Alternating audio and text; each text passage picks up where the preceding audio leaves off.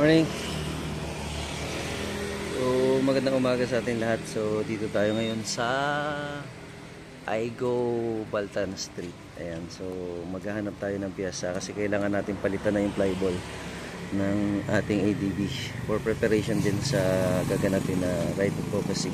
So, medyo draggy na kasi siya kaya maghahanap tayo, baka meron sila dito. Tanong-tanongin natin kung meron sila dito sa Aigo. Sir, good morning. Sir, naghahanap ako ng flyball para sa ADB 160. Meron kayo? Meron daw silang flyball dito. Ay po, magandang umaga. Ma'am, naghahanap ako ng flyball para sa ADB 160. Sir, meron ka ba? Anong available? Basically, ano ba yung pinaka-standard?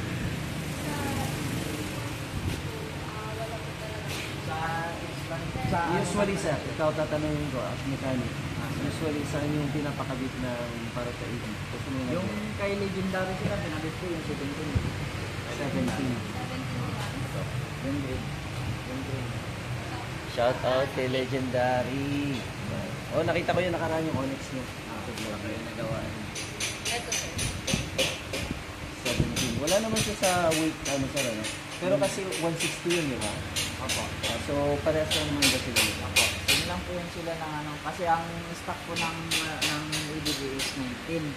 Ang difference nila is 2 gramos lang ang Kung tatanungin kita, sir, ano yung effect nun pag mas magaan, ibig sabihin? mas siya sir, mas bibilis siya. Mas bibilis, mag-aggressive siya. Ano pangalan siya? Si Jake yan, dito yan sa may Aigo Baltan Street. Ayan. Mechanic natin dito. Magpapakabit tayo ngayon ng ating flyball. Tapos pa si Pitikli na yung flyball. Okay, let's go. Na tayo.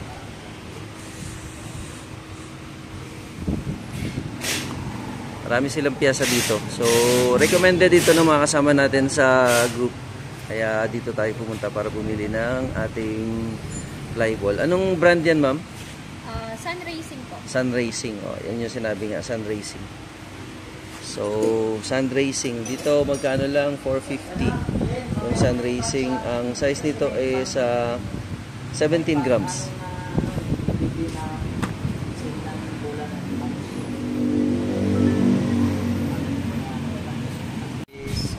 Magkaiba yung flyball. Yung isa mababa, tapos ito mataas. Pero usually ang kalamihan talaga sa ito talaga yung pang Click 125i tsaka PCX ang sumasalpak. Hindi, kasi si PCX at saka si isa lang makina eh. Si PCX at saka si ADB. Ayan. So, sa tingin mo, sir, yan na yan? Mas maganda sir, check muna natin. Oh, check muna, Parang pag-ibig lang yan eh. Try and try until you succeed. So, magpapakabit tayo ng flyball. So, sabi ni Sir Jake ay baklasin muna natin para makita natin kung yun talaga yung hinahanap natin na flyball para sa ADB 160. So, dito sa may Baltan Street, mga ka-rides.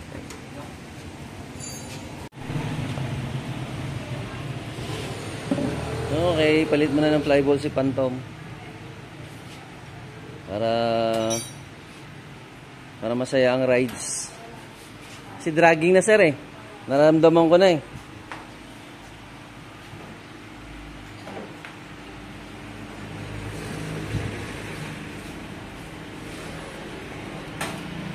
Change oil tayo, tapos palit tayo ng flyball. CVT cleaning na rin tayo. Tsaka gear oil, palit tayo ng gear oil din.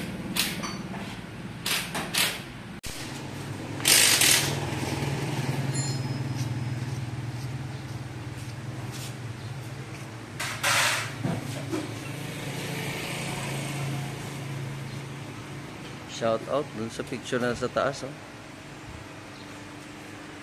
Okay, so once again po, welcome to our channel, Auto Ride. So pag-uusap ngayon po ay magpapalit tayo ng ating flyball. Sama natin si Master Jake.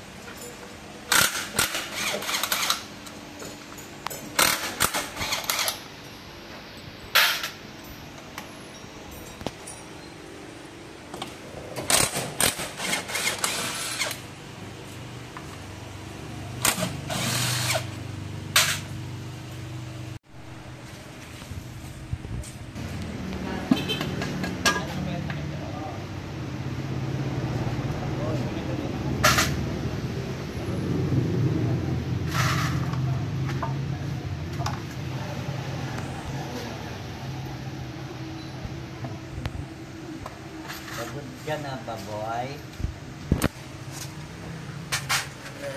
Kita niyo yan.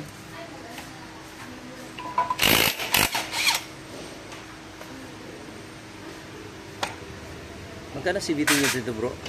400, sir. Ang CVT cleaning? Apo. Ay, yung services? Apo. Ano yung kasama na yung gamit o hindi pa? Kasama na po yun doon.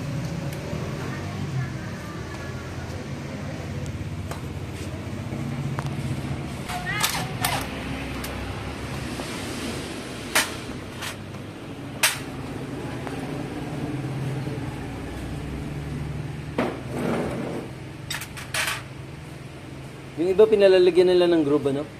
Yes po. Para po mas mas hindi siya mag-dragging. Ito. Mas malaki pala yung talaga yung ano niya compare sa ano, no?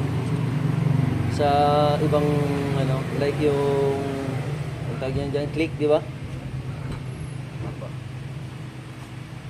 Sa click 160, halos same lang din sila. Yung click 160. Apo. Yan, no? Kita natin. So, si-check ngayon kung pareha siya doon sa sun. Yan, mapapansin natin meron na siyang ano, may parang kantuhan na. Di ba, Jake? Apo. May kantuhan na, oh. Nakikita natin, may kantuhan na. Ayan, oh. Dapat ano lang yan, round lang yan. Bilog. Ayan, nakita natin. Sa reflection niya may kantuhan na siya, kaya medyo dragging na siya.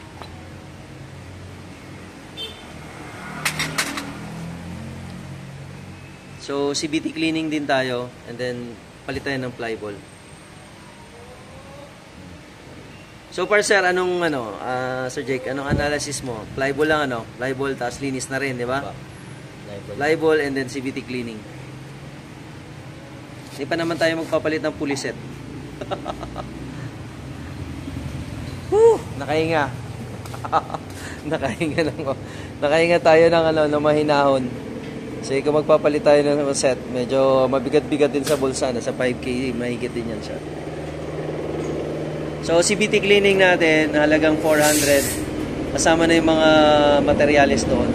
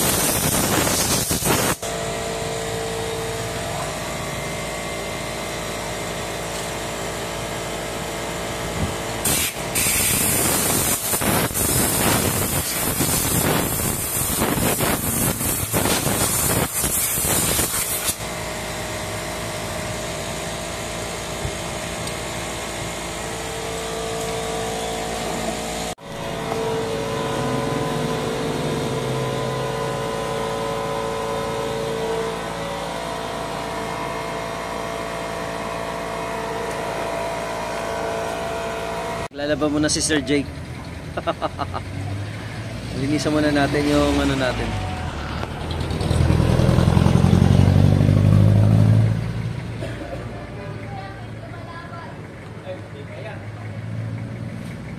Sir Jake, matanong lang, baka may idea ka.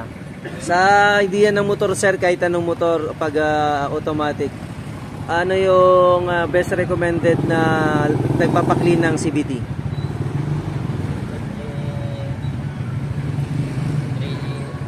3,000 kilometer.